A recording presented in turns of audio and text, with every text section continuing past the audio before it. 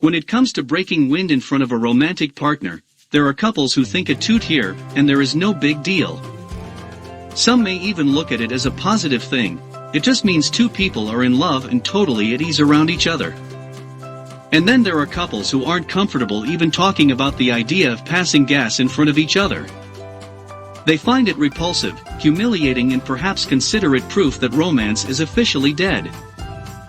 Shannon Chavez, a psychologist and sex therapist who works with couples, says this belief has to do with social stigma around passing gas and other normal bodily functions.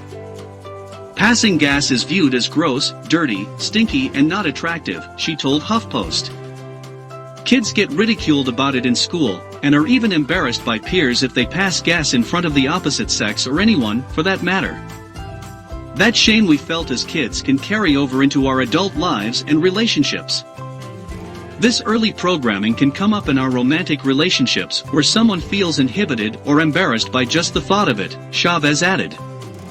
I think it's something most people avoid in any sort of intimate relationship out of shame. We asked Chavez and other marriage experts to share their thoughts on this polarizing subject. When it's a good sign. Passing gas is nothing to be ashamed of, despite what we've been conditioned to think.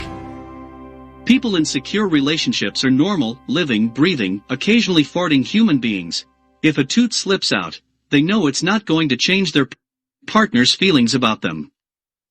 It's a healthy sign that you are comfortable enough with each other to pass gas. In fact, Chavez said that couples who are comfortable doing so may even have more adventurous sex lives.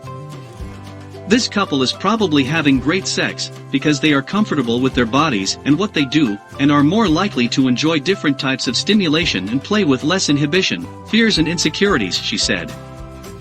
It's worth mentioning that flatulence can sometimes be part of a larger health problem, making it difficult to control, especially for those struggling with digestive disorders like irritable bowel syndrome, Crohn's disease, ulcerative colitis or food sensitivities.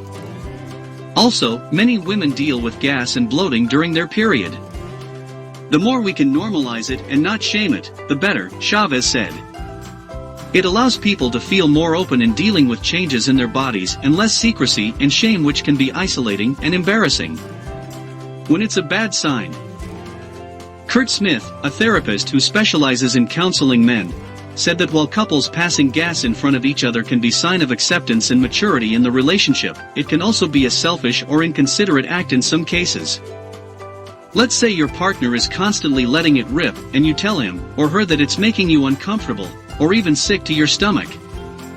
If your partner doesn't at least try to respect your wishes, that may be a bad sign. If your partner is not making an effort to control it, move away from you, or say excuse me, then it's an example of disrespect that could be evident in other areas of the relationship, Smith told HuffPost. How do you clear the air on this stinky subject? If your partner's gas habits are not the result of a health condition, and are making you uncomfortable, you should absolutely tell him or her. Just try to broach the subject in a non-judgmental way to minimize your partner's feelings of embarrassment.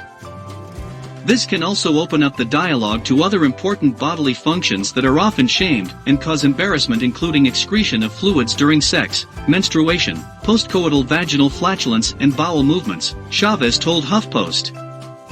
It is all human and there is nothing to be embarrassed about. A couple tackling this topic is setting a healthy foundation for open and honest communication. This was our video for today. If you like it, don't forget to subscribe. You will be surprised what's coming next.